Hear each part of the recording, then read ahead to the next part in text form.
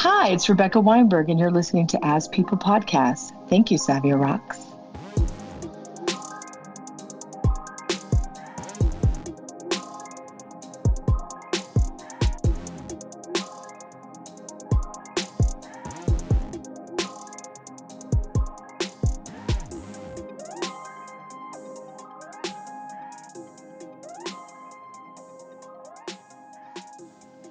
Hey guys, and welcome to another episode of the As People Podcast. I'm your host, Savia Rocks, and today I've got Rebecca, who is a fashion stylist. Welcome, Rebecca. How are you? Thank you, Savia. It's great to be here. Perfect. So we're going to get into, well, my first question for you is just, how did you actually get into fashion? Because there's so many people out there that love fashion and want to be able to get into it. But how did you actually get into fashion? In a very unusual way. I moved to New York at 17 with no proper training. I was a performing artist. I went to a high school performing and visual arts, and my mom had actually taken me to New York for my 7th birthday. I'm from Texas originally, and I loved Liza Minnelli and Bette Midler. Yeah. And cool. Yeah. So I was a musical theater kid, and what we call in the States Glee. Yeah, I that's was like it. a Yeah, Glee kid. yeah. And I came to New York at 7 years old, and I said to my mom, we got out of the theater. Liza, it was like 1977, and Liza was performing at the Winter Garden, and I stepped out of the taxi, and I was like, I had never seen anything like Times Square, and it was Times Square in the 70s, and I was like, I am going to live here. You knew already. Yep. I knew at 7 years old I was going to live in New York City. And sure enough, 17 came. I wrapped up high school, and I got my first opportunity. I had this older gay fellow was getting an apartment in the East Village, and I was like, I'm in. Yep. And I had like $600 in my pocket, and I moved to the East Village, and coincidentally, I moved around the corner from, do you know the photographer David LaChapelle? Yeah, that's it. Yeah, definitely. You I ever do. heard of him? Yeah. So David had a studio on Avenue B, and I was on 11th Street between A and B, and I had met this South American milliner by the name of Manolo, and Manolo used to have these really wild. Now this is like 86, I guess, 1986, 87, right? Yeah. I came in December of 86. And I met this whole cast of crew of fashion performers, druggies, you name it. I love it. It was everything. And I was like, I am home. I have arrived. Yeah. These are the kind of people I like. You felt your connection. I felt it. And so David would photograph me along with other, I met Stephen Klein, Stephen Meisel. It was so much easier to meet people then. People were out at bars and clubs, and I was a very outgoing and outspoken person, and so I met everybody. Yeah. And you meet everybody, unlike today where it's so hard to connect with people. There's not that humanity. Yeah. And when you party together, everybody has stories, and you get together, and that's how I kind of, David would photograph me, and then I was like, I've got this great outfit.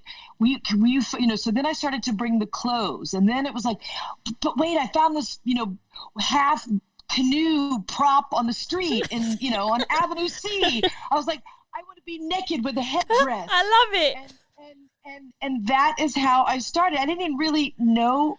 I knew fashion from fashion magazines, but I was a performer. So I was like the subject. And so through that avenue, that side door, it's not really the back door, I just began to style things, and then I would style myself. And then I worked in nightclubs. I worked in a host of nightclubs in all throughout Manhattan, all in the late 80s and early 90s. And I got my first break with working with a stylist by the name of Richard Alvarez. He sort of gave me a shot, and I started to assist him. He's a fine art painter now, but I just started to assist, and I didn't really understand that it was what I was doing was a job. It was just fun. It was like, this is fun. This is dress up. Whether it was me or someone else, And I started to assist Richard, and then through other avenues, I met Pat Field, and I just started off an assistant, and I worked as an assistant and in all different capacities on film, on episodic television, and then that sort of segued into fashion. I was just creating character, and that's how I got started. I just worked, and and then I figured, oh, this performing thing is not going so well. Yeah. Oh, bless you. You know what I mean? It's like I was up at clubs all night long, and then I would be like, have to be on set at like 7 a.m, which is not, it's after you've been partying and rolling all night long. Yeah. Oh my God, I would roll all night long, and then I'd have to get up, and I'd have to be the first one on the set or in the studio, and I'd be the last one to leave. And I did that for a lot of years. And I just had perseverance. I just was really loving it. And then I was making money. And then I finally gave up the performing dream, if you will. And I became a stylist. And then I worked as an assistant all the way till about 1995 or 6. Yeah. And then I got offered through the producers. I had done this movie called Miami Rhapsody. And the same producer was the producer on Sex and the City. Yeah. And they asked Pat and I to come in. Sarah Jessica had really liked us on this last project. Yeah. And before I knew it, we were rolling into Sex and the City. And then I was like, oh, okay, this shit's real. Yeah. Okay. How was it for you? How did it make you feel being on the set of Sex and the City, knowing that you're part of it now? Well, now in hindsight, it's funny. I've never really watched the show. Don't let them hear that. They didn't hear that. I would watch dailies, but you're just working. You're in it. Yeah. You didn't know how fabulous it was, really, or all the accolades came, much later. But when you're on a show like that, the demand is really intense, and the hours are really intense. And I was a hustler. I was a worker. Yeah. And lo and behold, here it is. Like, I don't know. I've been doing this now since about 1989. Wow.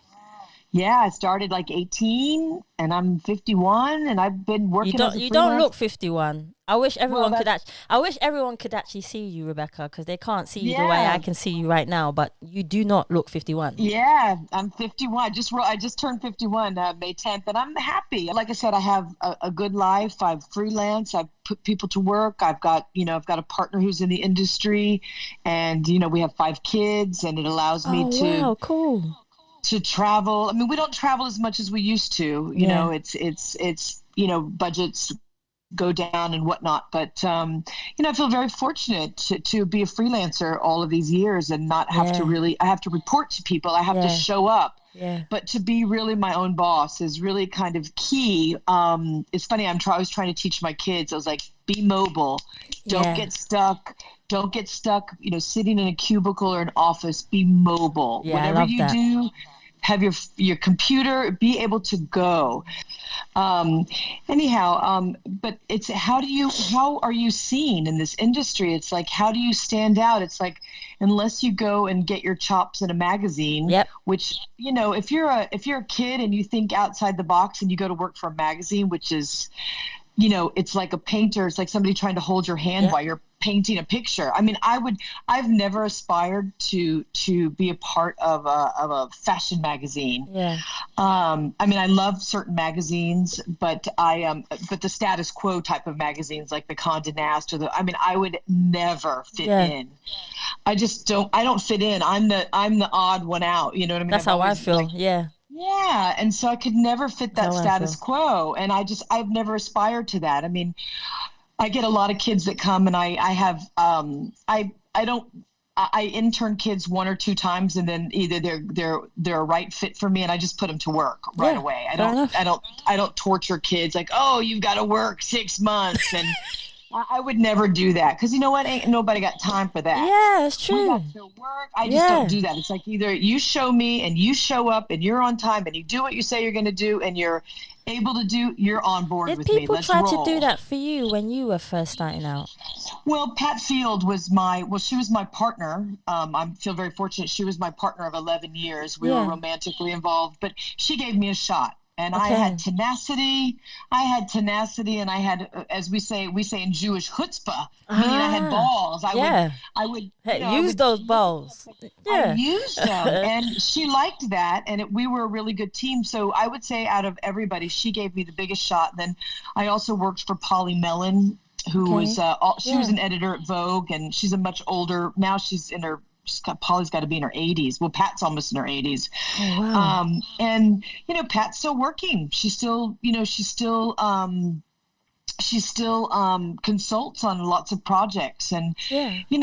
I think that's the way of the world. I mean, I think you look at there's a handful of stylists that are much older that really consult on Yeah. projects. And we can't just put it down. It's not like, oh, I'm going to retire now and I'm going to stop doing this. Because it's You your can't. It's passion. in you. Yeah, It's a it's your passion. passion. And it's funny, my ex-wife, who's here in the house, she asked me, do you still like what you do? And I said, yeah, I Yeah. fucking love it. I love it. Because I'm doing what I like to do. And unlike a business that she's in, which is like, it's constant she's an importer, constantly having to, the aggravation and deal with this shipping How does and she handle taxes. that? How does she handle that whole field? High stress. Ah, I can imagine. High I like stress. the way you went high stress. High stress. I could never do it. I couldn't do Oh that. I mean, no. I have my own moments when I'm trying to, obtain garments and people aren't calling me back and I've got a Yeah, deadline because and I I was need to gonna put, ask one of the questions that I was gonna ask you is how do you deal with stress, especially when you're on a set or you're getting things ready and people are not answering you know you what? or I think that I have a good team around me, and they yeah, really are very good yeah, at diffusing situations. And I've my number one girl. Her name is Audra. yeah, She is tight. I mean, she's got her shit together, yeah, and she keeps me really. She's like, "Don't worry about it, Rebecca. Well, let's go. Let's try this person." yeah. And that really helps me. And I have calming. I have calming people around me, but you get. It's heightened. Any situation where there's a deadline, it's heightened, and you're expected to perform. And you've got clients that everybody's everybody's a fashion expert. Let's face it. Yeah, I mean, yeah, everybody's a fashion expert. yeah, And like I said in the beginning of the conversation, fashion's or wardrobe is subjective. It's like yeah. what you It's may true. like, I may not like. And you get a lot of clients with a lot of opinions. And so my job as a stylist is to facilitate. I'm really like a master facilitator because Yeah, really I'm like the middleman. I put my stamp on it, but ultimately I have to listen. I have to look at what I'm trying to accomplish. Like yeah. right now I'm working on a casino. Oh, I got my first job that's happening shooting in June. And it's a casino project, and it's like they gave me 5 images, what we call swipe, yep. and I'm there to fill the wardrobe. I'm there to complete the wardrobe. Now, how close do they want to be to the swipe, or how much variation can I get? So I lay it all out. I create these really intensive wardrobe decks, which we'll talk about, because I think for listeners, I think for young people in fashion, Yeah, this is a must, a know-how. yeah. This is a skill set that people like me who don't have the computer skill set that I require to get my job done these days. And we'll talk Okay, about that because I think that'd be wicked. it's a Okay. super helpful one. So, I'm there to facilitate I'm there to create collateral. I'm there to spit it out. Yeah, So it's my job to look at their original deck of what they aspire to, listen to the photographer, listen to whoever is guiding me, and then I put my spin on it, and then we make selections. yeah, And so you have to be a master facilitator. You have to be able to have a good connections with vendors, or who I call showrooms, yeah. or rental houses, or even retailers. You have to keep those connections really tenderized and Okay. loved on. It's super important because, the girl that's at the desk in the showroom where you need the Yves Saint Laurent or Yeah. whatever stuff you need. That girl that's sitting at the desk answering the phones, is making your appointment. Trust me, if she does good, she's going to be in there. She's going to be representing those brands. Yep. So, like my mom used to say, you be real nice on the way up, because you're going to see the same people coming No, down. yep, that is true. And so Yep. it's an old school way, but it's like you have to finesse those relationships, because everything that I do depends on the relationships made in the industry. And if you fuck up once, twice, multiple times, they don't forget. It's like if you lose garments or something happens, that's like it's like you get it goes around like wildfire. How do you handle when you do mess up? What do you do to gain their trust again? Have you ever messed up in a You just situation have where to. We lost a dress on Sex and the City, and just have to be transparent. You just have to be really transparent. When you're not transparent, it's like it'll come back to bite you. Yeah. Sure, you mess up. I just finished a job in Hawaii before all of this coronavirus stuff, and Valentino sent me garments, but I needed a few more garments, and so I called corporate. They said, go into the store and pull from the store. Yeah. Because we're shooting a campaign for a retail mall out in Hawaii. And it's a job I do 5 times a year. And we borrowed a belt and a neon dress from the spring summer collection. And the belt was too big and I clipped it. Oh. And the clip left a mark on the belt. And it left a mark. I tried to rub it. I tried to finesse it. It's leather, and it was like a fluorescent wide, belt.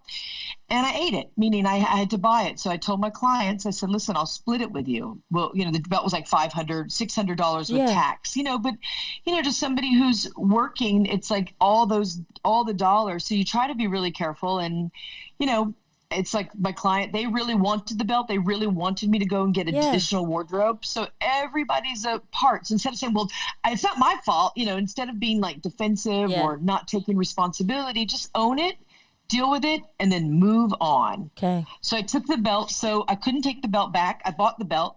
And then when I got back to New York, I promptly took it to a consignment shop. So here's a brand new Valentino belt. So whatever. So like, let's say the belt retails brand new, $600, has the tiniest mark on it.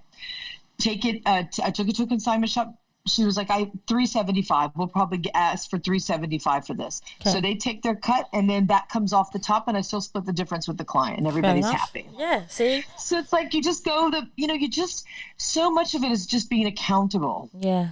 Being the accountability, and I try to tell all these young kids that come to me that are real fashion. I was like, it's cute to have fashion and it's cute to dress up, but when you're out working in the real world and you're riding subways with garment bags and shopping bags, and you've got to shop and you have like 10 more things to buy, you may not want to be in those Vivian Westwood rocking horse shoes or whatever crazy you need your sneakers, honey, you need your trainers. We're going to war here. We're going into the real.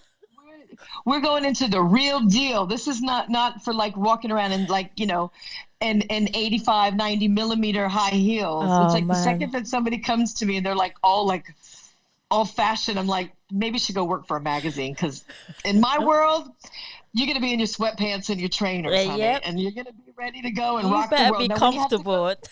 You better be ready to work you better be ready to be shopping from 10 a.m. to 9 p.m. Oh man. And it's hard. It's grueling. If anybody's I want to be a stylist, it's so glamorous. You're like, might want to rethink that. Oh wow. So it's tough, and it's like either you got it or you don't. Yeah. And and it's like I had a little girl assist me. I brought her on I don't know, I did a big job for, I don't know if you guys have it there, Aveda. Do you know the brand Aveda? Well, I just shot their Mother's Day campaign and their spring summer campaign. It was the first time I'd worked for them.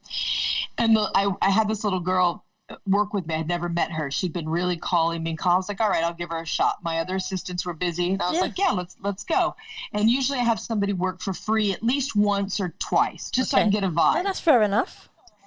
Just so I get a vibe. I don't like I said earlier, I don't like to be abusive. And a lot of stylists like to abuse people and really make them work. It's hard, it's for whatever reason, I don't know. And I'm not judging. That's just not my jam. Honest. No, you're just being honest about it. So I had this little girl work, and she worked, we didn't start till 11 o'clock in the morning. We were in a rental house, and I require all my garments for my clients. One of the things that I do for them, if they're coming from the rental house, I put all the garments on dress form. Okay. And photograph them. And it's a big job. Yeah. And everything has to be documented, designers, blah, blah, blah. And so we did that. We worked for quite a few hours. And in the late afternoon, I needed her to go get some sunglasses to go to a retail store. And she sat down and said to me, she said, "Do you mind if I go after rush hour?" It was like 4 o'clock in the afternoon. And I was like, "Honey, you need to go now." I need my card back, and I was just like, and you know what? I'd never hired her again because it just that unwillingness. Yeah. It's just such a slight thing. And it wasn't, she was a lovely person. Yeah. But it was just like, you just don't, can I go after rush hour? And I thought, well, it's not like you're driving a lorry truck and you've got a park, you're just walking up like 5 blocks and you're going to go pick out some sunglasses. Here's Do you know how many people would have loved that opportunity that she had? Do you know what I mean? And I was just like, that's so weird. I just thought it was really weird. So I just never hired her back. I paid her money. Yeah. I gave her good money. Which she's lucky to have. And even when all this Corona stuff was, I paid her in advance. I was like, oh, wow. I don't know how long it's going to be before we get paid, but I'll give you half. I'll give you half now, and then I'll give you half. And the day the check came, I cut her a check. And that was it. Or paid her Venmo or whatever she wanted. Oh, but it just shows you. And then I would just never hire her again because I thought, what a weird thing to say. Like, we've only worked since 11 o'clock this morning. It was like 4. Some people are quite weird. It was like a half day. Yeah, she wanted a half day. Well, she wanted a half day and full pay. Yeah, to me, like a day of work in styling land is 10 to 12 hours. Yeah, I thought so. Because photography can do that to you too. I know that for a fact. It's about at least 10 hours. I mean, if you're on set, a lot of times producers will say it's an 8-hour or 10-hour day, and then you get time and a half after you go beyond whatever is that, which is fair, but that's on set. But when you're out working and you're getting it, honey, you got to just get it because you only got so many days to get it. Who would you say are the most important faces in fashion at the moment? Because even though I know there's this whole Corona going on, but there's still people who have presence. Well, I'd have to look at my phone because I follow all these people.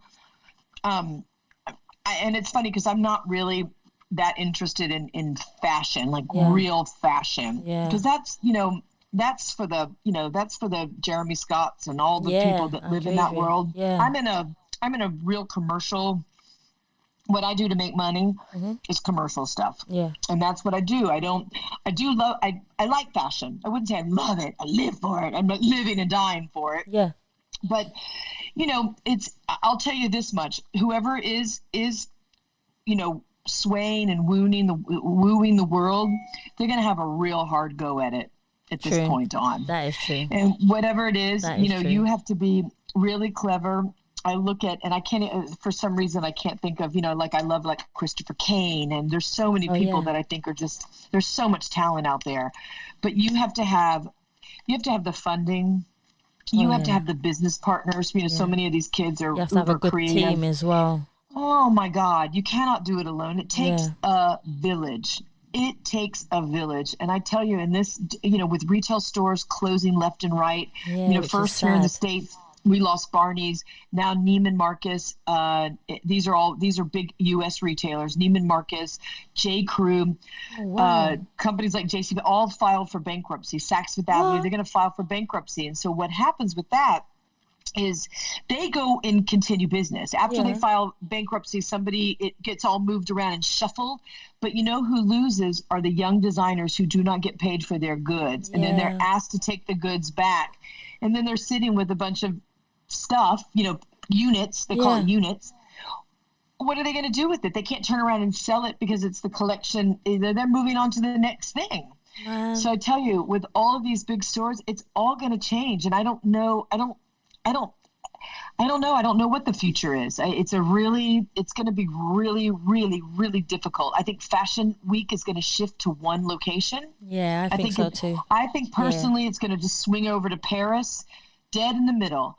I think London will give it up.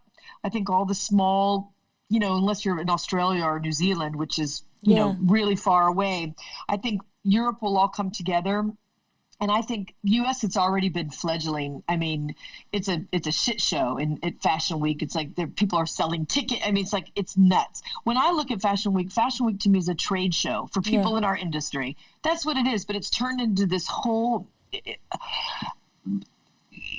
fantasy bullshit to me. And that's not the way you see a collection. You go to look at a collection, you're a writer, you're a podcast, you're a person there to report on what you see, not celebrities going and who's going to be there. I mean, it's turned into an absolute, it's ridiculous. I don't even enjoy going. I'd rather go to the showroom and look at the garments hanging there. I don't need to see how another stylist put it together. Oh, it's true. I want to figure out my own shit. Yeah. I mean, most of the time when I work with high-end designers anyway, they won't let me mix. They're getting so strict. They won't let me mix, a YSL with an Hermes. They won't let me mix it up. Why not? Because I'm not, if I'm doing it for a small publication or if I'm doing it for something, unless you're Vogue or Harper's or, whatever, or Love or whatever magazine you're working for, they want their brands to be with their brands. They don't want to co-brand. So it's like, as the stylist, what are you doing? You're just regurgitating that happens a lot lately. That's quite mad. I would say it is. It's really mad. So it's like when I get Hermes, are like, keep the look. There's notes on there. Keep the look together. Those shoes go with these socks, goes with that glove, goes with this bag. That's not styling. That's wanking off. Yeah, that's nothing. For some reason, I'm not the biggest fashion person or stylist person. I'm just really chilled out. But when it comes to fashion and understanding it, I never actually thought it would be like that. It is. It's like what we used to have this brand in the 70s called Garanimals. And when it was kids' clothes, you would get the kids' clothes. You'd look in the kids' clothes section. And you're Garanimals, so you're a kid. Yeah. And it's like the giraffe matches with the giraffe, so you knew that top matched with those trousers. Yeah. That's what it's kind of like now. Whoa. It's kind of like that. So there's not a lot of, again, it's back to being the painter and somebody trying to hold your hand while you're trying to paint your masterpiece. It's like you can't be full of creativity like you normally would be. No, they're saying we did it and we did it the best and do it this way. And so oftentimes you'll look in magazines, you'll see the exact same thing paired with the exact same thing. No. So it's like, what's the point of that? What point? What's a typical day like for you, Rebecca, when it comes to being a stylist? Like, try and go through it from start to middle to finish for me, so that listeners understand exactly what you go through and can learn from it. Absolutely. Well, first off, when a job gets awarded, so that means after I've done a budget, typically if I'll get a creative deck, and then I look at that creative deck, and then I'll try to plug in numbers to each outfit. Here's the female, here's the male. I'll plug it all in. So a lot of times my work day in the very beginning of a project will start with a budget. Okay. I put together an estimate. So I have everything tied in. I plug in the numbers and I think, all right, she needs a cocktail dress here. She needs a beaded gown here. She needs, activewear here. So I line item the numbers. So that's learning to do budgets and plug in, whether you're having to shop retail or you're renting, is it's right off the bat. You have to learn how to plug those numbers in and think, all right, $750 an outfit. This is special. This is going to be $1,200 rental, whatever. And then you have to remember, you can't just offer your client one option. You have to give them multiple options, and then we narrow it down. Yeah. And then after that, the budget is approved, and I'm given the job or awarded the job. Then what I do is I work on a mood deck. So I take their swipe, what they've given me 5 images, like this casino job that I mentioned earlier. There's 5 images. There's a woman coming out of a deck of playing cards, and she's wearing like a fish, like a mermaid kind of a gown. So what I do is I go to all my vendors and I start to look, and then I pull that swipe, and then I put that on a mood board. Shot 1, mermaid, Venus coming out of the playing cards.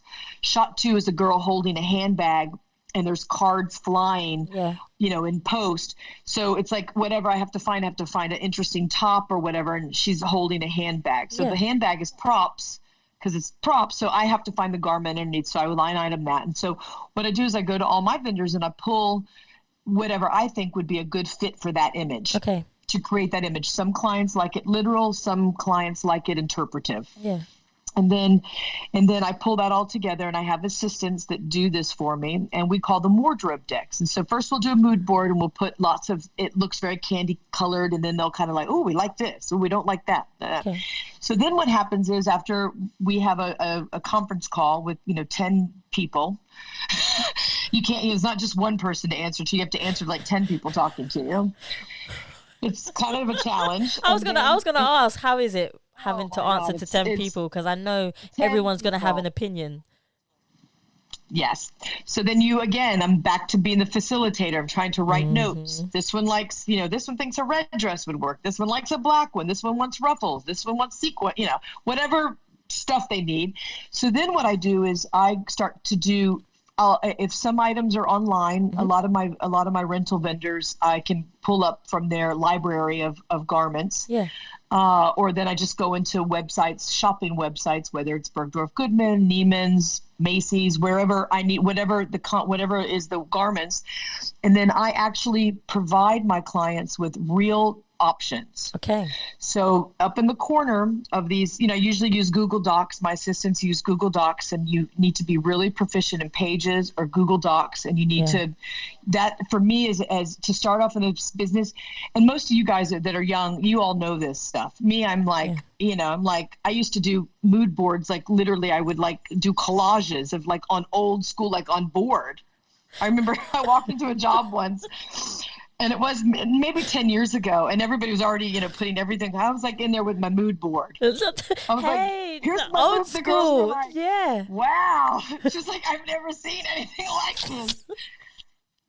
So I had to get with it. So anyways, I got assistants for that now. So then what I do is I'll put in the corner of the pages, I take my brand, and then I co-brand it with whatever brand. In this case, I'm working with a casino or Tampax or whatever company. And then I'll take my brand, my colors, and it'll be like Rebecca Weinberg for Aveda. Yeah. And then I'll use their brand. And then I write like, so that's like the cover page of my Google Doc. And then it'll go into thank you so much for asking me to help create this campaign. It's a wonderful honor, just like co-mingling. Yeah, and then I go into shot by shot. So like in this casino project, it's 5 images that we're going to achieve. So I break it down page by page. So it's like up in the left-hand corner or the right-hand corner, I put their swipe, what I'm trying to achieve.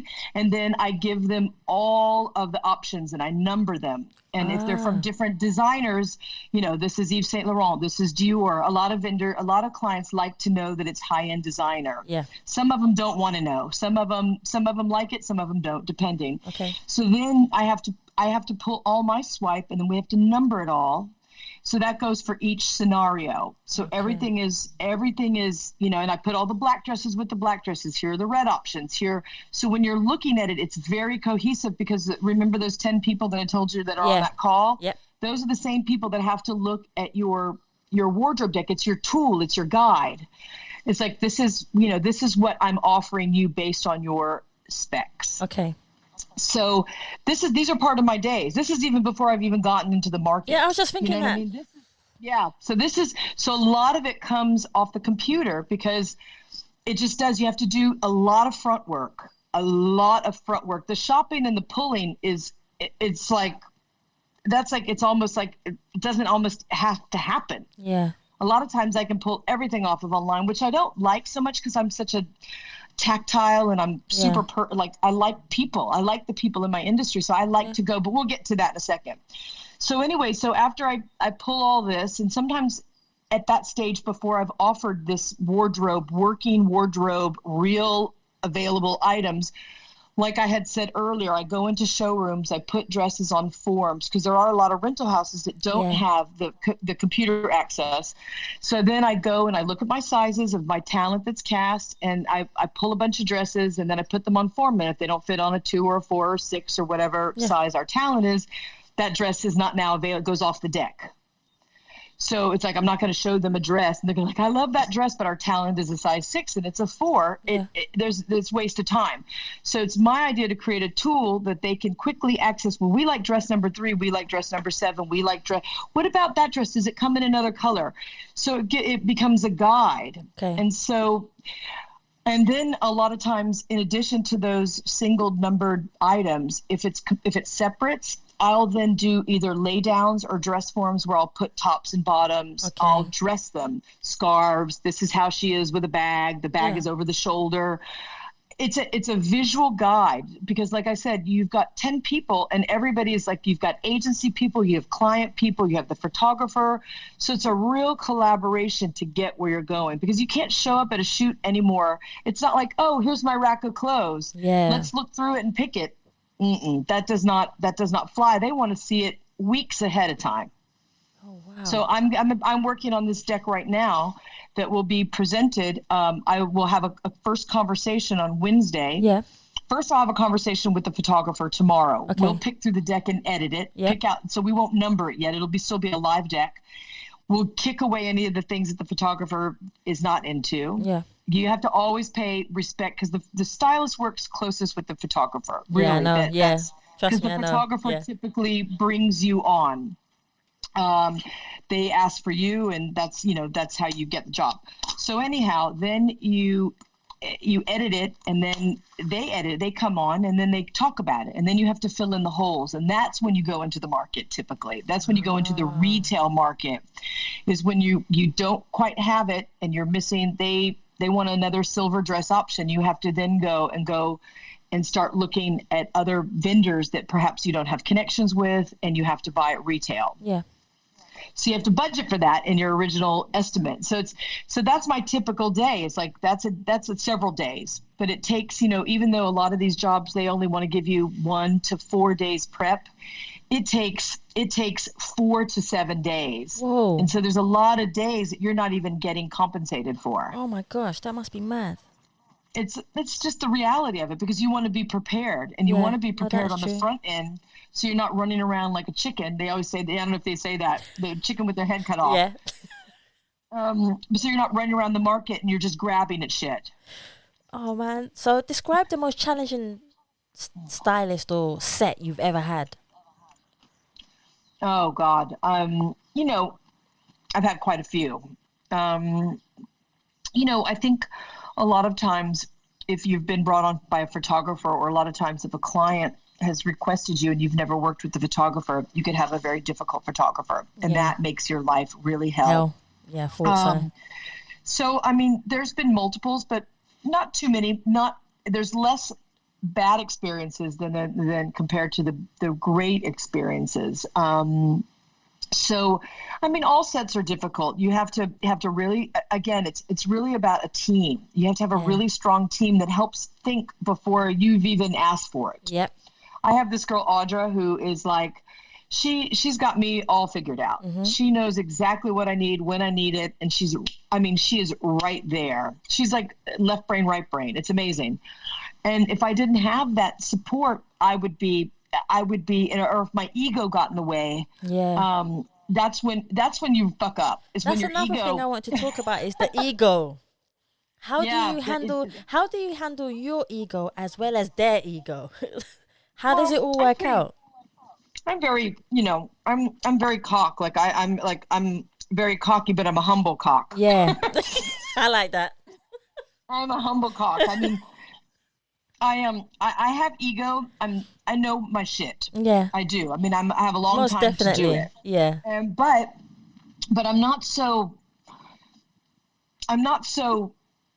egocentric or narcissist that I can't hear somebody else's point of view. Yeah. Because again, going back to just dealing with clients and photographers, you have to collaborate. It is a collaborative effort. Yeah. Unless you are, I don't know, who's the wonderful style. Well, there's Patty Wilson. There's a lot of amazing stylists, but it's their show and it's their creativity, and your photographer that you're working with really relies on you. Your Vicky Bartlett, where they're really relying on you for your vision, and that's mostly an editorial world. Yeah, I work with money people. Okay. I'm not out there creating. I wish I were, but I can't make a living like that. Most of those people don't have kids and houses and things, and and it's wonderful, but you rarely get to create totally freestyle unless it's a personal project. No, that makes You're total there sense. to collaborate. And who was I thinking? What's the Italian? Framichetti, Nicholas. Oh, Right? Is it Nicholas Framichetti? Whatever. Who works with Lady Gaga and was oh yeah, I know the who you're talking about. editor Yeah, at Italian Vogue. I mean, yeah. I'm not that caliber. I mean, Okay, that's a very high caliber, and I'm sure that comes with a lot of ego. But okay. I'm not. I'm just not. I don't have the energy to put towards myself, and especially when you become a mom, you just become selfless anyway. You just, Yeah, you know what I mean. that's You cool. just Yeah. that happens. But of course, my kids don't think I'm cool at all. Why not? Oh well, if I pulled my 14-year-old daughter in here, she'd be like, "Oh, she is so lame." I love it. My kids do not think I'm cool at all. I mean, that's cool. Oh, Hey man, whatever. So describe the most challenging person you've had to style. my ex-wife is in the Serious? other room. Serious? She, oh my God. Hey, Oh my ex-wife. God. So Oh my God. tell me what happened. Well, just when I first met her, we went to Ralph Lauren. Yeah. She's like very classic, Okay. very classic. And I like classic. I can do classic with a twist. Yeah. I'm not so literal. Like I don't walk over to the mannequin and go, "I want that," And I remember being in the dressing room and I make sure she's not coming. When I first met her, and she was trying on these clothes, and I was just like, "Oh my God, really? Like, okay." And she was like a diehard like Armani fan, like Oh, Armani, okay. like Fair enough. that style. Mm-hmm. And I was like, "Oh, we gotta sharpen you up a little bit." And then I did shapeshift her into like Dolce and a little bit more like Yeah. tailored with like a little, a little bit, had a little bit more to, but she's shuffled back into the Ralph Lauren land again. But Again? she was probably, and then who else was really difficult? Mia Farrow was really, Oh. really difficult. Oh my God. She just had no respect Oh. for people that were trying to make her look beautiful. And it's not a gossip. It's just a way of Yeah. being, and respect for the garments. Like if somebody handed you all designer clothes, Mm-hmm. right? You're trying them on. I'm like, "I'm going to bring these to you. This is for you. It's a gift." Yeah. You would try them on and you would be like, you would either like them or dislike them, but you would still hang them up properly, You'd probably. be humble about it, basically. Mia Farrow would just throw it on the floor What? and leave it, just throw it on the floor. Like Yeah. that suits that were like $4,000 and $5,000. I mean, If I was her mother, she'd be getting beats. yeah, you know what I mean? And also, Pick up your clothes. actors, because actors are a whole other, that's a whole I other. can imagine. Oh my God, talk about Yeah. egocentric, and because everything is they're the product, so Yeah. they're just walking around like super ego. But actors or actresses that don't wear nice underwear when they come for fittings is a Uh-oh. real, like for me, oh my God, like inside out holes. Actors are a whole other can of worms. I've had actors come and just like flip their underwear into maxi pad. You're just like, "What? You came to a fitting with a maxi pad, girl?" I mean, listen, I understand the comforts of whatever, but you save your chocha, you take care of your business. You're Yeah, gonna do what's you need to take care of the strangers. chocha. Hey. You know what I mean? You need to clean that shit up. But you get actors that just don't give a fuck. They just don't give a fuck. They Oh, don't. holy shit.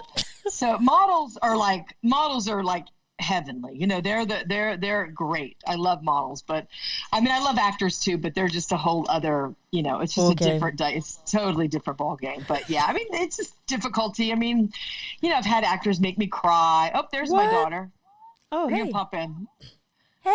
Hi. Hi. I was kind of you're not on air. It's not we're just being recorded, but Yeah. I was saying that you didn't think I was cool at So- all. Oh yeah, no. Yeah, so your Oh, mom's yeah, saying no. you're not hip. Your mom's saying that you think that she's not hip. She can't hear you. Hold on. What? Your mom said to me that she's not hip. You're saying that she's not hip. Is that true? She's not. No, she's not. She's not hip at all. Why not? Like, She's so weird. she's so weird. Come on, okay, tell me something about your mom that we don't know about her. Something I don't know about her. Well, she loves to embarrass me in public. What? Okay, I'll tell her. Don't worry. I've got you. I've got your back. Don't worry. No, but she's also like very adventurous. Like she likes to go do like crazy things and like go on adventures. I guess that's the okay part. That's not bad. No, that's not bad at all. That's not bad. That means you've got a mum who's creative and inspiring. But you must admit, you must have a good mum, right? Because she's different. Yeah, she's a good mom. See? It's when she wants to be. No, but she has to have that kind of level with you. You know, she has to be a good mom, but be your friend at the same time, but also be like kind of put you in order. Does it work? Yeah, definitely. See?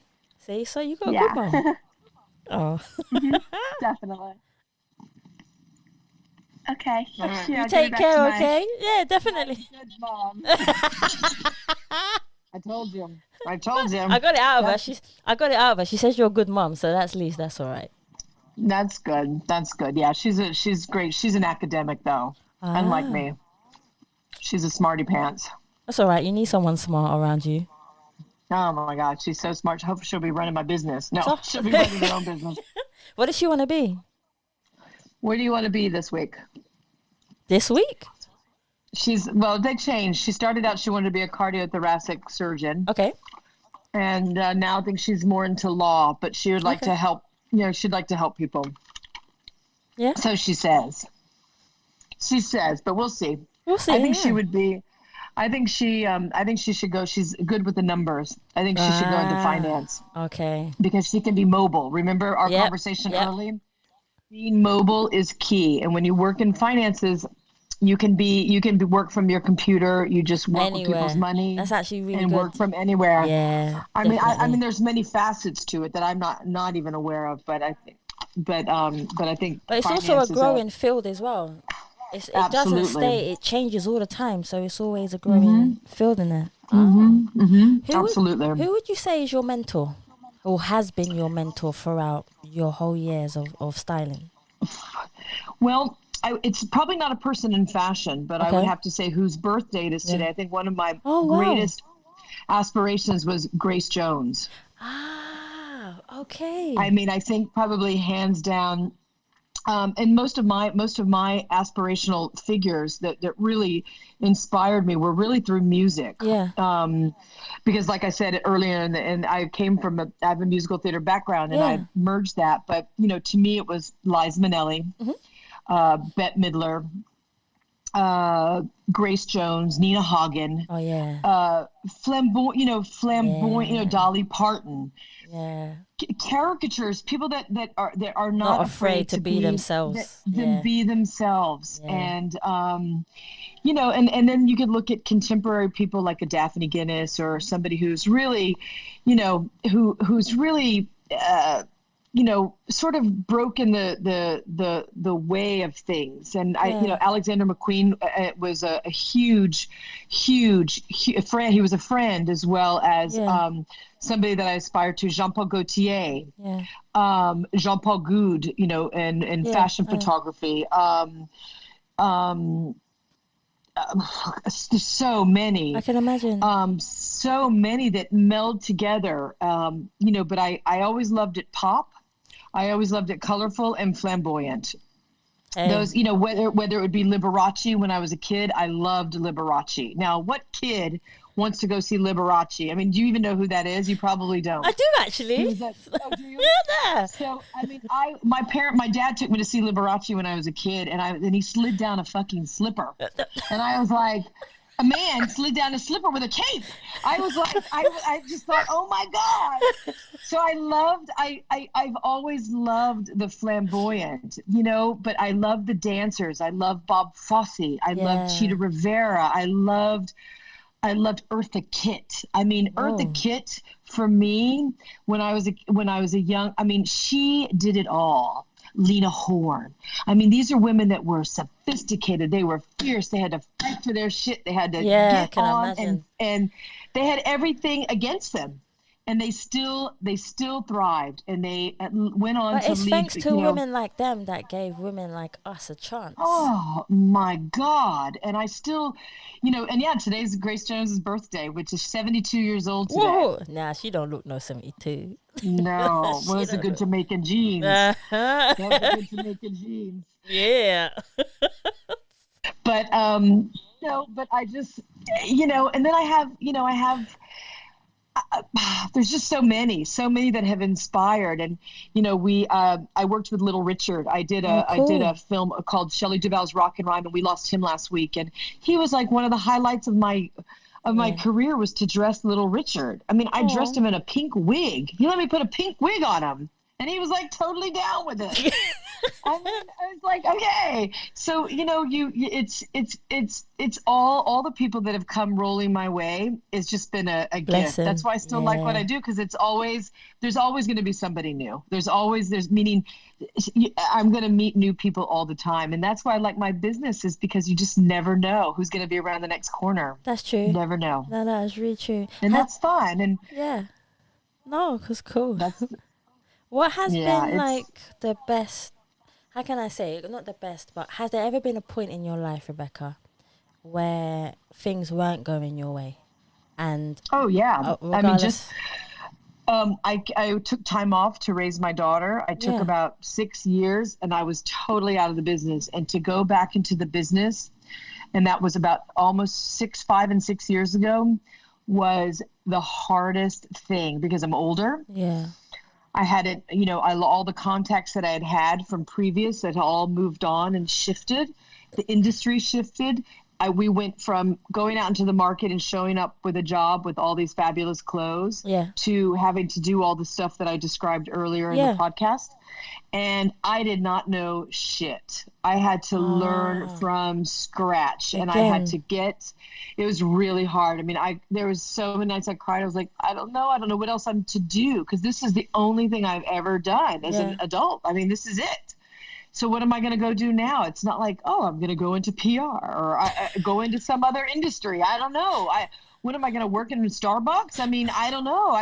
You really think, because you cycle out so quick. So I fought, and now the last 2 years I have been full on. okay, And I mean, but it was hard, because it's a young industry. People that, they've never seen you. It's not like the girl working at the front desk that I told you now is the PR director, whatever. Those people have already shifted on to other projects. So it's a whole new playing field. And I had to and I'm not great with the technology, but I figured out how to get people around me to help me with the technology. no, that's fair enough. So things aren't so hard. That I have to say, about 5 or 6 years ago, I was struggling and I was ready to go and live in an ashram in India. I was just like, what am I going to go do? I got to figure this shit out. And I did, but really, I was ready to go sweep floors in an ashram somewhere. I was ready to. I wouldn't blame you. Me being, I'm half Indian and half Jamaican, so it's like, what side you go on to? Yeah, you take them all. Yeah. You take them all. That's a beautiful. And then you live in Scotland or England. No, I live in London. I live in Notting Hill You Gate. live in London. Yeah, I live in Notting Hill Oh Gate. yeah. Oh. So me and my wife, we used to live in live, Notting Hill Gate. Yeah. Oh, sweet. Yeah, I used to live on Willesden Lane. Oh yeah, I know And then that. also lived cool. up. Do you know the singer MC Kinky or Feral? Yeah, that's Do you it. know Feral? Yeah. She's one of my best mates. We've been friends for Oh. 30 years. See, that's And cool. when I got divorced from my first wife, my first partner, Pat, I moved with her and I lived in London with her. I ran away from home. I was like, That's it. I'm out of here. and I did. And I also lived up in on Ainger Road. Right there at the top of the park. Anyways, London is like, London's good because it's like a sister city to New York. I love London. I fucking love. I mean, who knows what's going on now? Because you guys have as much crazy politics shit going on as we do. A whole heap. I love London. Yeah, that's good. I was in America for 3 months. I went to Manhattan, New York. I went all over the place. I just wanted to travel. And Yeah. I saw That's people's mindsets were so different compared to London. When you travel, everyone's mindset is, you think that everyone's going to be the same way as everyone is in London, but they show you so much more love and compassion when you are in another country, especially when you say you're from somewhere else. right. Interesting. Yeah, That's interesting. for me, 'Cause that's I how I felt. That's what I saw from right. other people. And did you go outside of New York? Not too. I went Poughkeepsie. I was in Poughkeepsie for a while because that's where my wife's sister lives. Oh, And then right. we Okay. went to another place. I'm trying to remember the name. It's quite far out, but it's really spiritual. It's a really Um, spiritual area. I'm just trying to remember. Woodstock, It sounds like it could be around there. Phoenicia, Woodstock. There's a lot of, there's like there's the Karpala, there's like Karpala, there's all Yeah. these institutes, Because there's I'm really meditation. spiritual, I wanted to go somewhere where I could feel like, okay, this is where I want to be. You know, like when you said when you Right. first went into fashion and then you saw all styling and everyone that was in that particular environment, you thought, yeah, I feel like I'm home. That's where I Yeah. want it to be. Any country that I go to, I always want to go to a place that makes me feel like I'm at home. Yeah, that's because you feel safe. Yeah, I mean, I we think we that's what all it need to is. feel safe, At and some points. we need to feel that love and that camaraderie. And when you're yeah, a minority, and Yeah, you're a minority as well as I'm a minority in yeah, every which way, yeah, you you know, we seek that compassion because we as minorities, I'm Jewish, gay, yeah, I got kids. I mean, I'm yeah. like, I'm just as, it's a mix. It's a But mix. it's a I got good three mix. It's a ex-wives, good I mean, mix because of people like it's, you. You've given people like myself, maybe a younger generation, a chance to grow and aspire to do what we love more. yeah, yeah, So absolutely. you're in And a I'm good place. inspired by young people that want to get married. I mean, I was like, I've always been gay. I mean, Yeah. I was gay. I told my parents I was 13 and they were like, well, we knew that. I was like, okay, great. How So did they we just, take it? Were they happy? Were they okay with it? Was it uh, cool? they were great. My mom thought it was a phase. Okay, fair And then enough. my dad was like, well, what do you do? I was like, what? Yeah. they didn't know. And I was the only one in my family. And I Okay, came out, I never had a closet to come out. So that's for me, I feel fair like as a enough. gift. And my parents were very embracing and loving. Nobody really batted one eyelash. See, So I was embraced and, I've always just lived my life, and I've always flown without looking down. which is If you good. look down, Yeah. it's just you just gotta You just keep got to your wings glide. up, and just Yeah. never look down. And Yeah, I no, never that did. makes sense. Has there ever been a situation in your life that made you reevaluate what you're doing or have been doing within styling? So has there ever been a situation that made you think, oh my gosh, or something that's gone on in your life that's been completely crazy that made Well, you I mean, I reevaluate think things? divorce is pretty crazy when I you like the way decide you to always jump. look out. Well, Just to make I'm like, sure. I hear the dogs barking, and then I think when you change your situation, like I was with this partner for 14 years, and I have a daughter Yeah, with her, making that jump. yeah, My mother passed away, and it was a real awakening, a yeah, spiritual awakening where I needed to change. That I knew that I was not I was not being my authentic self, yeah, and that was a huge leap of yeah, faith. yeah. I mean, enormous. I think that's the scariest thing. I don't face fear very well. Okay. And I just, I'll stay in things for too long. But work wise, I mean, like I had said and stated earlier, when I went back to get into the business, I Yeah, realized that the business had changed tremendously, and I had to come up to snuff, or I yeah, had to figure out what else I was going to do. And yeah, that's a real awakening when you're 40 something, you're 45 years old, and you have to figure out, yeah, what am I going to do now? You know what I mean? I don't have my gorgeous good looks my good looks. I don't have Taz. the technology. I Yeah, don't, there's a lot of things I'm lacking, but I had to look at the glass half, full, not half empty. yeah. And there's many jobs that you come off of and you're just like, oh my God, I'm not another job like that. But then when it comes back around, you're grateful, and you just jump right, Yeah. you just jump right back in. So What would you say to anyone who wants to start doing styling now at being a young age? Because now, compared to where you've come from, compared to how things Create, are now. I think you have to show up. You Yeah. have to do what you say you're going to do. Yeah. And if you're working with somebody, because you always have to collaborate, you can't just be a stylist. You have to be able to collaborate. Go Yep. find your people. Yep. Go find your photographers. Go find your art directors, your creative directors. If you're in school, go find your people. Go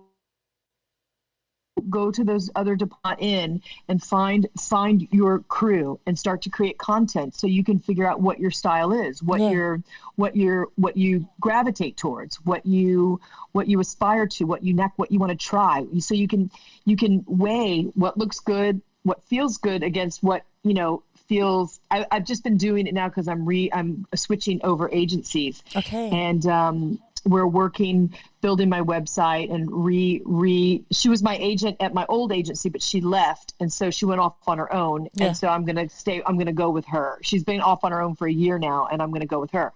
So it's like looking through old images and knowing what still feels relevant. Yeah. And, and it's like, just, learn your craft. But a lot of it is just showing up and doing what you say. If you tell somebody that you're going to borrow some clothes and you're going to give your credit card and you're going to walk out with these clothes, and you tell them that you're going to return them the next morning by 11 a.m. Yeah. You better do it. Yeah. Because it sets a precedence of how you operate in this world, and it's a value. You're trusted, and the moment that or you're sort of seen as untrustworthy, or you don't do what you say you're going to do, you're going to have huge roadblocks I can imagine. in getting done what you need to do. So it's really about showing up. And if you're assisting somebody, is to be present. Yeah. Be off your phone. Put that aside. Get so many people, the phone is just part of. It's like your right hand. It's like your extension. And it's like, if you're there, unless it's work, put it aside. And it's a really hard thing you didn't realize, but it's just a part of us when we're not here with our phones in our hand all the time. And I really appreciate when kids come to me and they're not on their phone and they're just really present with me, so we can get done. It's fine once we've achieved, or I've sent you on your way. Get on your phone as much as you want, but while you're with me is to be really present in what you're doing. And it will make all the difference in the world to a photographer or to a client, is to be present. Oh, that makes definite sense. And and then just learn your craft. Learn what you do, what you like, what you don't like. Learning how to put things together. Learn how to tie ties. Learn how to tie bow ties. Learn how to do hand ties. Learn how to stitch a garment. If you're going to be on set, learn your craft. Yeah. I hire 2 different kinds of assistants. I hire assistants that can sew. Yep. And I don't mean couture stitches. I don't mean they need to bring their sewing machine per se, but if they can stitch on set and we have to shorten a strap, and I'm holding the strap, and I need them to have their needle and thread ready to rock it out. Yep. No, like, oh, let me go in my kit. No. Or the other assistants that I hire are kids that are masterful on the computer. Yeah. Little geniuses. I don't need anybody to go in the market and pick out a shirt. I can do that. Mm-hmm. I don't need little, unless I'm shopping for a big television show where I have multiple characters, but on an ad, I don't need you to go out into the market. I need you to be on set and be present. If I ask you to pick up XYZ, I need you to, most of them I don't ask or require it, but to have their own credit card. Yeah. But I pay everybody. But, that's another thing. You have to have good credit. Yeah. To be a stylist, you have to have good credit. And if you fuck your credit up, you're fucked. Yeah. So good credit is a real key, because if for instance, I have an assistant and we're on a job and all of a sudden it's the next morning and, oh my God, we forgot pantyhose. Yeah. I'm just making that up. Yeah. You need to be able to go wherever you are and pick those pantyhose. Well, I don't have any money. You better use that credit card. That's it. And then I'll pay you back, or I'll Venmo you, whatever. And now with Venmo, it's a lot easier because in case. But that's kind of a requirement that they're able to just, for small things. I'm not asking them to go out and buy a $2,500 dress. Yeah. but would never ask them to do that. But you need to be ready and prepared and have enough credit or finances that, and then I pay, whether you're interning for me or you're assisting, I pay your food and I pay your transportation. You're lucky. So you get your subway card, you get your tube card, I buy, if you're working with me for more than 3 days, you buy it for a week. Yeah. So you have it for a whole week. Your food, you can't go out and buy $30 lunches, but you can certainly have a $15 or $17 sandwich and things, and I cover that. See? So, and then you have to be responsible with your receipts. Yeah, that's another thing. I don't like messy receipts. You have to keep your receipts straight. I like them, handed to me, taped, what they're for. I like the financial amount, highlighted, and then I like a master cover sheet. It's just all those things that help my life. Because I have my own stuff that I have to also do exactly what they're doing. Yeah. But then when I have to put the packages in to send off to the client so we can get paid in a timely way, I need them to present, not hand me a big bag of receipts and go, here's the receipts. I would be like, all right, I'll think about that next time. But yeah, no, now the girls that work with me are great. And I do tend to gravitate towards female assistants. Yeah. I don't know why. I don't do that for any reason, but I just tend to. It's just one of those things. I don't know. Just one of those things, a preference, I guess, for me. But I'm not adhered to. I have a couple of the male guys, but I do tend to. I have even one little girl that works for me that is lives in a shelter, and she's a great chick. A friend of mine who teaches at a school where she was going. She has a long, crazy history, but lives in a shelter, and I put her to work, and she started working with me last year, and she's been awesome. See? She's been awesome. And it's like, we don't all, listen, I was given a chance. That's what I believe. You should give someone a chance. Yeah. And she's been, oh my God, she's been amazing. I took her out. It was in January, I think I worked with her last, and we went out for dinner. I took her out to dinner. We had such a great time. We had drinks, and she told me about herself. And that's when she told me that she lived in a shelter. And I was just like, fuck's sake, it's amazing. It's people like you that it's nice to have around because you give people a chance. Well, it's not to pat myself on the back. Like I said, when I hired her, I had no idea. It wasn't like, I'm going to give this poor girl a chance. It wasn't like Barbara Berman just told me that she was a hard worker. She was in school. She was trying to work, and that, she had some unusual circumstances. I never asked until she told me. And then I was like, wow. Yeah. So it makes me even, anytime that I have work for her, and then I pay her pretty much cash on the spot. Oh, wow. I pay her, and she does a lot of pickups and drop-offs for me. She's still learning, but she's happy to do the work. Happy to. See them. And it's just like that kind of tenacity is what I had when I was, and I had every opportunity. I had lots of opportunities, but I had the same kind of like, I'm going to do this. I'm going to tackle this, and there's going to be no stopping me. Yeah. I'll be and like I said, I would be in nightclubs all night long. I'd roll. I'd be on ecstasy. I'd be having a great time. And honey, I'd be on that set at 7 a.m, 6 a.m. I would be there. I was like half high, but I'd be there. You was there. I was there. If there was one memory that you could take with you for the rest of your life, what one memory would you hold and take with you and say, I love this memory that has helped you become who you are? Well, God, there's I have a couple. There's performing memories when I was a performer, and was be booked in Sweden and Japan. But I remember this, and I used to do characters, and I used to do male characters. If you look online, you can find I was like a drag king. I did lots of male characters, and I remember my male character being asked to come to Osaka, Japan. Ooh. And I had a big gig in Taipei outside for like, I don't know, thousands. And I also did London Gay Pride, and I performed in front of 10,000 people on the on Sue Wade. Do you know Sue and Sue? They're famous club promoters. They just sent me a picture. The other day. I hadn't seen those girls in a long time, and performing at London Gay Pride. It was, it was amazeballs. It was amazing. And that's a great memory. Or being on, being on set in Sex and the City, and being in California, and being in Hollywood, and shooting these great scenes, and, being on set where it's all exciting, but yet when you're in it, you kind of, you're just there trying to get your job done. But meanwhile, you get all the paparazzi and all the fun, even though it's not for you, nobody cares, but you're just in that moment. And that was kind of nice. And then, winning an Emmy, and I was at the bar with my dad. I read that. I was at the bar with my dad. And then having to run down the aisle when they called my category. I was with my dad at the bar, and then I had to go down and I won my Emmy. Fine, but I had been nominated, Pat and I had been nominated 3 times and never won. So I don't know, went up and got a drink with my dad, and then they called the category, and then we won, so I had to run down the thing. So that was kind of exciting. That's it. And and birthing my 14-year-old child, that's pretty fucking memorable. That must have been cool. It was very cool. That must have been a life-changing doing artificial insemination and picking a donor, all of that stuff is as a gay parent, is big stuff. It's not like, oh, I'm pregnant. You know what I mean? It's not like, oops, we did it, I'm pregnant. And it's just the planning, the organization, the real, and I have that bond with Debbie, my ex.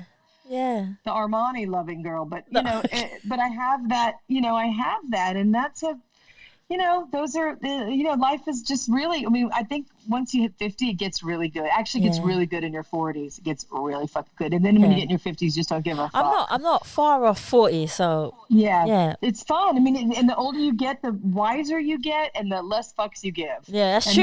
That is true. Yeah, I've heard that before. And then you get to really living life, and it's really, it's such a gift. I hope I come back around, whatever, I'm a dog, I'm a butterfly, who the hell knows, but I it's just I feel so blessed in this life, really, to get to do what I want to do.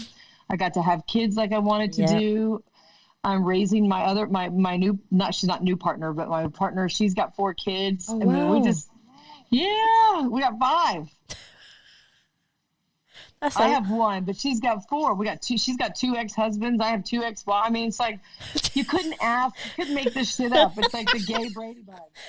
You couldn't make it up. The gay Brady Bunch. It is, and it's such it's so nutty and wonderful and hard, and sometimes you're just like, really, why did I do what did I sign up for here? But it's it's a gift. It really is. Life is, every day is an adventure. That's what Amelie said. I'm always up for and I'm always let's go jump out of airplanes. I'm always up for an adventure. I want memories. She likes to go shopping, and see, I hate to shop. For me personally, I hate to fucking shop. I hate to shop.